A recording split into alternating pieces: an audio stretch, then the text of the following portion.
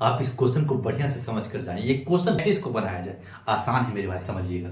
जैसे में हम इसको लिख सकते हैं, जैसे कि 7 sin square theta plus 3 cos square theta equal to 4 लिखा हुआ है। थीटा एक न्यून कोण है, तो tan थीटा का मान क्या होगा। मान को ज्ञात करने के लिए सिर्फ एक ही कंडीशन फॉलो करना है, क्योंकि आपको याद होना चाहिए, कोई फार्मूला तो याद होना ही चाहिए, उतना तो आप कर ही लिए होंगे।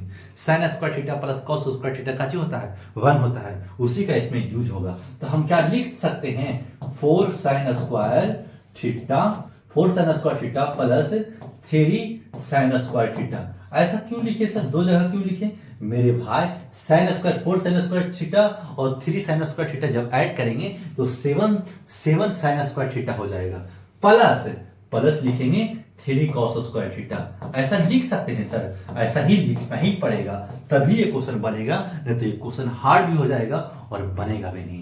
4 sin स्क्वायर थीटा प्लस दोनों में से 3 कॉमन ले लेंगे तो लिखेंगे sin square theta plus cos square theta.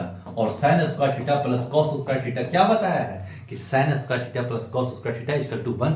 ये फार्मूला में, यानी ये मान याद करना था, ये फार्मूला में यूज है। अगर जब तक ट्रिगोमेट्री का फार्मूला याद नहीं है, आपका ट्रिगोमेट्री कभी बनेगा नहीं।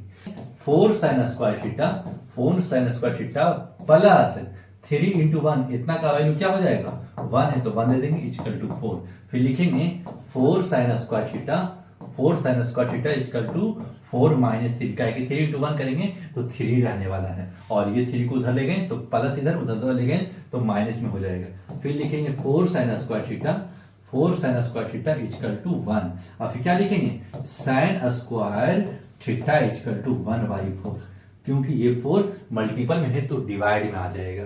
फिर क्या लिखेंगे sin थीटा जब स्क्वायर हटाएंगे तो रूट चढ़ेगा, जब रूट चढ़ेगा तो क्या लिखेंगे 1/4, और 1/4 जब आया तो क्या लिखेंगे sin थीटा इक्वल टू 1/2 कैसे लिखेंगे सर, 4 का स्क्वायर रूट क्या होता है, 4 का स्क्वायर रूट 2 हो जाता है, तो इसका 2 निकल गया, और 4 का 2 निकल गया, और 1 का तो 1 ही रहता है, इसलिए 1/2।